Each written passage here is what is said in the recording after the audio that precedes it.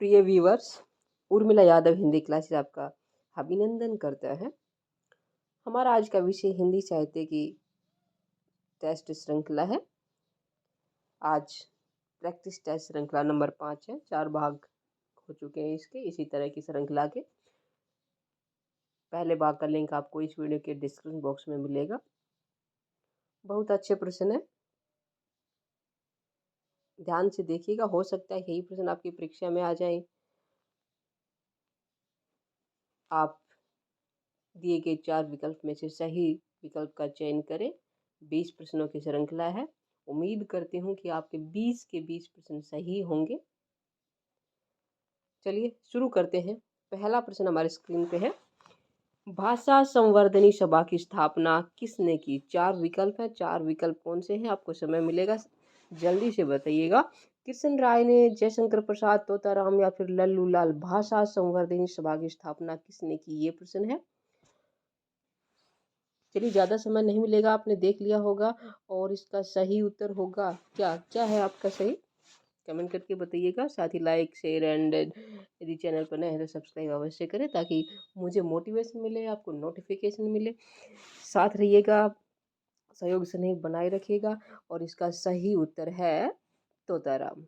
तोताराम ने स्थापना की थी भाषा संवर्धनी सभा की, बाबू तोताराम। अगला प्रश्न आपकी स्क्रीन पे आपके सामने है, सरकारी कामकाज की वह भाषा जिसे संविधान में सरकारी कार्य के लिए स्वीकृत किया गया है, क्या कहलाती है? सरकारी कामकाज की भाषा क्या कहलाएगी? राजभाषा कहलाएगी, या राष्ट्रभाषा कहलाएगी, या राज्य भाषा, या फिर संपर्क भाषा? कौन सी भाषा कहलाएगी? सरकारी कामकाज के लिए जिस भाषा का प्रयोग किया जाता है वो कौन सी भाषा कहलाती है? चयन कर लिया होगा आपने। और इसका सही उत्तर होगा राजभाषा। क्या होगा? राजभाषा। ठीक है। चलिए अगला प्रश्न स्क्रीन पे है, हिंदुस्तानी प्रचार सभा के संस्थापक अध्यक्षा कौन थी? हिंदुस्तानी प्रचार सभा की अध्यक्षा विजय लक्ष्मी पंडित, पेरी नहन, सरोजिनी नायडू या फिर एनी बेसेंट? कौन थी हिंदुस्तानी प्रचार सभा की संस्थापक अध्यक्षा? कौन थी? परीक्षा में आया हुआ प्रश्न है, बहुत ही अच्छा प्रश्न है। कौन थी? समय समाप्त हो गया है। और इसका बिल्कुल सही उत्तर है पेरी नहन। हिंदुस्तानी प्रचार सभा की अध्यक्षा पेरी नहन थी। प्रथम विश्व हिंदी सम्मेलन नागपुर में कब हुआ? प्रथम विश्व हिंदी सम्मेलन नागपुर में हुआ था, लेकिन कब हुआ था हमें ये बताना। सन 1976 में, 75 में, या 91 में, या फिर 1973 में? कब हुआ था ये बताना है। और इसका सही उत्तर होगा, क्या होगा? 1973? गलत, 1975। प्रथम विश्व हिंदी सम्मेलन नागपुर में हुआ था, 1975 में हुआ था। प्रश्न नंबर 5 स्क्रीन पे है, अपभ्रंश में लिखित राम के चरित्र पर आधारित ग्रंथ कौन सा? अपभ्रंश में लिखित भाषा कौन सी है? अपभ्रंश। राम के चरित्र पर लिखा हुआ ग्रंथ कौन सा है? रामायण है, रामचंद्रिका है, महापुराण है, या पंचतंत्र? मैं आपको बता दूं, रामायण महर्षि वाल्मीकि की है संस्कृत में, रामचंद्रिका केशवदास की है खड़ी बोली में, और महापुराण पुष्पदंत की है। पंचतंत्र ये किसका है? स्वयंभू का है। किसका है? स्वयंभू का है। अपभ्रंश भाषा में लिखित ग्रंथ है, रामचरित्र पर आधारित बहुत ही प्रसिद्ध ग्रंथ है। अगला है, हिंदी को राजभाषा घोषित करने में अहिंदी भाषी प्रस्तावक कौन थे? हिंदी को राजभाषा घोषित करने में अहिंदी भाषी प्रस्तावक कौन थे, ये बताना है। राजगोपालाचारी थे, या फिर एस राधाकृष्णन थे, या फिर गोपाल स्वामी अयंगर थे, या फिर टी हैग्रवाचारी थे? कौन थे? हिंदी को राजभाषा घोषित करने में अहिंदी भाषी प्रस्तावक कौन थे? सही उत्तर होगा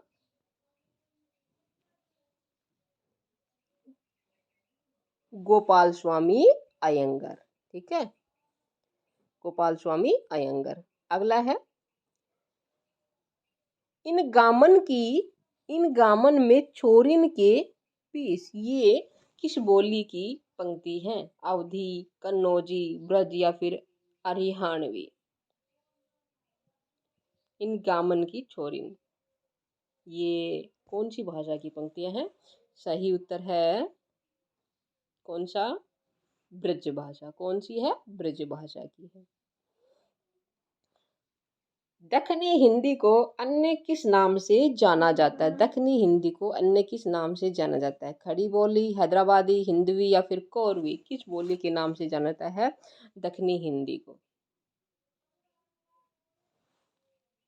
क्या होगा आपका उत्तर?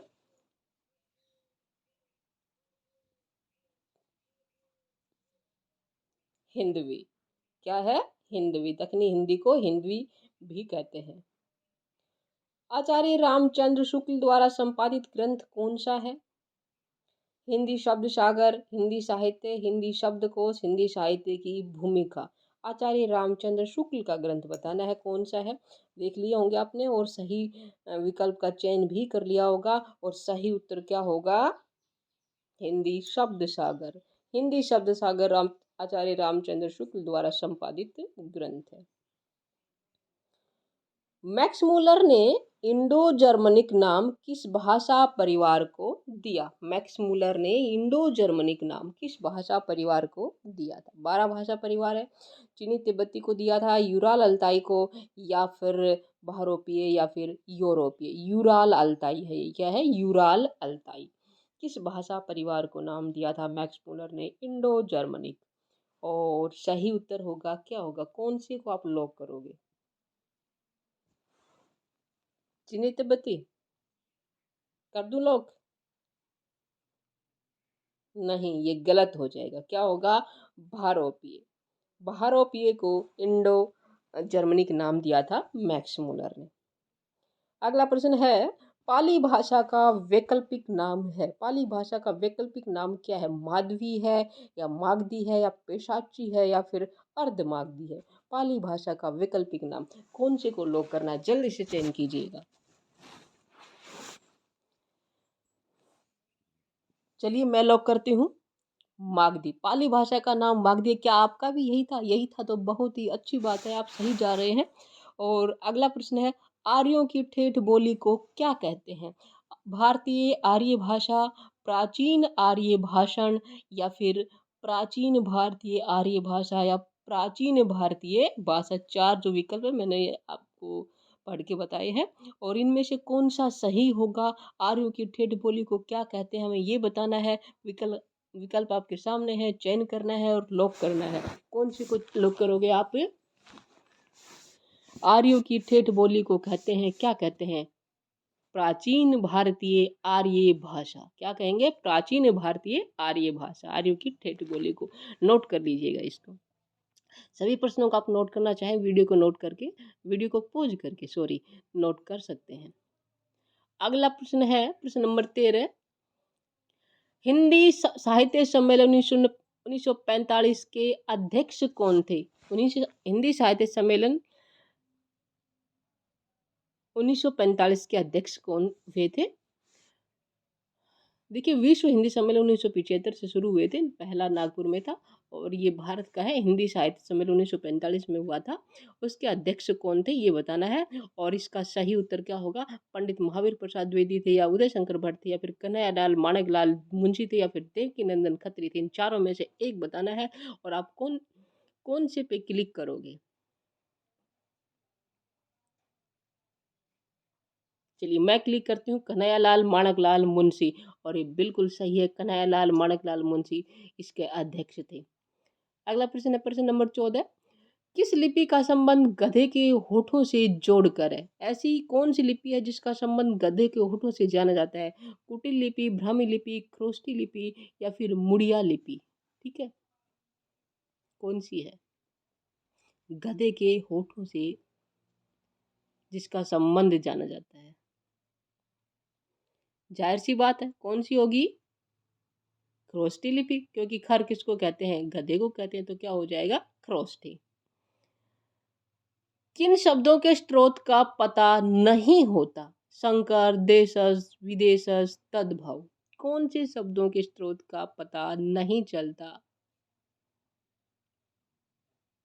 देखिए, उत्पत्ति के आधार पे, स्रोत के आधार पे, उद्गम के आधार पे ये शब्द के भेद दिए हुए हैं और कौन से शब्दों के स्रोत का पता नहीं चलता, हमें ये बताना है। परीक्षा में प्रश्न आया हुआ है और सही उत्तर होगा देशज शब्द। देशज जो शब्द होते हैं उनके स्रोत का पता नहीं चलता, जो स्थानीय आवश्यकताओं और परिस्थितियों के अनुरूप उत्पन्न होते हैं और जिनका प्रयोग किया जाता है, कहाँ से कब पैदा हुए इसका पता नहीं चलता।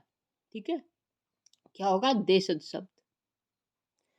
अगला प्रश्न है, अवधी भाषा का भाषा के अर्थ में सर्वप्रथम प्रयोग किसने किया? अवधी भाषा का और भाषा के अर्थ में सबसे पहले प्रयोग किसने किया था? रहीम ने किया था, जायसी ने किया था, या अमीर खुसरो ने, या फिर तुलसीदास ने? भाषा के अर्थ में सबसे पहले अर्थ किसने प्रयोग किया था? ये भी परीक्षा में आया हुआ प्रश्न है और इसका सही उत्तर क्या होगा, जल्दी से बताइएगा। अमीर खुसरो। क्या होगा? अमीर खुसरो ने प्रयोग किया था अवधी भाषा का भाषा के अर्थ में प्रयोग। ठीक है, चलिए अगला देखते हैं, वो इसी से संबंधित प्रश्न है। अमीर खुसरो के उस ग्रंथ का नाम बताओ जिसमें अवधी शब्द को सबसे पहले भाषा के अर्थ में प्रयोग किया था। ठीक है, वही प्रश्न आ गया, कौन से ग्रंथ में किया था अवधी भाषा का भाषा के अर्थ में प्रयोग? ठीक है, अमीर खुसरो के उस ग्रंथ का नाम बताना है जिसमें अवधी शब्द को सबसे पहले भाषा के अर्थ में प्रयोग किया था। ग्रंथ है बह सिपार, नुह सिपार और नुह सिपूर और नूर सिपार, सभी एक जैसे हैं। बड़े कंफ्यूज वाला प्रश्न है, कौन सा करोगे? ये भी परीक्षा में आया हुआ प्रश्न, स्क्रीनिंग परीक्षा में आया था ये प्रश्न। और सही उत्तर होगा, सही उत्तर का चयन करना, ध्यान रखिएगा सभी। नूह से कोई बह से शुरू हो रहा है, नूर से शुरू हो रहा है और सिपूर सिपार है सारे, तो क्या करोगे आप? नुह सिपूर। क्या होगा? नुह सिपूर। नुह सिपूर ग्रंथ है अमीर खुसरो का जिसमें अवधी शब्द का भाषा के अर्थ में प्रयोग हुआ था।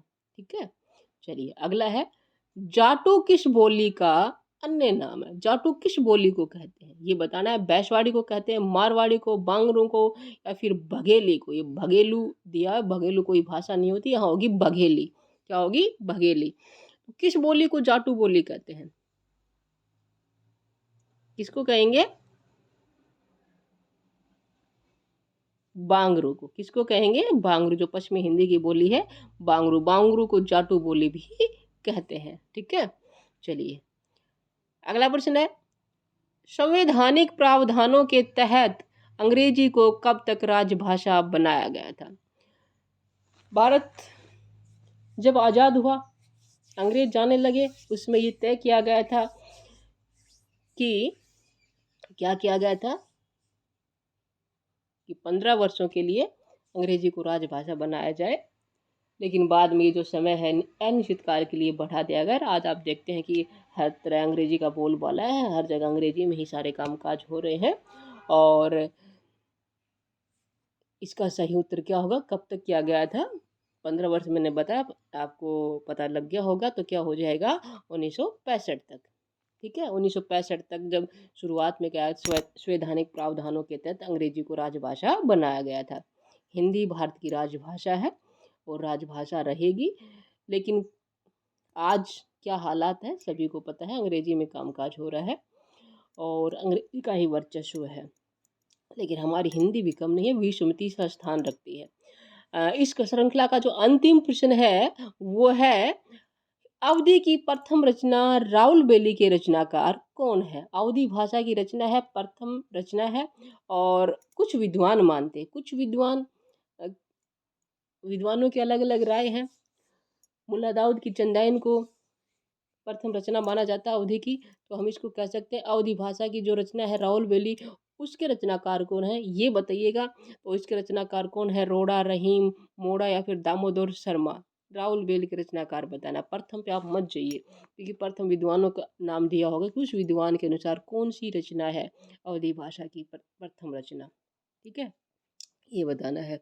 वैसे मुल्ला दाऊद की चंदाइन को माना जाता है अवधी भाषा की प्रथम रचना, जो 1389 में लिखी गई थी। ठीक है, तो इसका सही उत्तर होगा, क्या होगा? रोड़ा। किसकी है ये? रोड़ा की रचना है। ये थी 20 प्रश्नों की श्रृंखला आज की। उम्मीद करती हूँ आपके 20 के 20 सही होंगे। अब मुझे कमेंट करके बताइए अवश्य कि आपके कितने सही है। आपके 20 के 20 सही मुझे बहुत अच्छा लगेगा, बताइएगा अवश्य। और आगे आपके लिए इसी तरह की श्रृंखला लेके आते रहेंगे। तब तक आप बने रहिए उर्मिला यादव हिंदी क्लासेस पर। आपका दिन शुभ हो।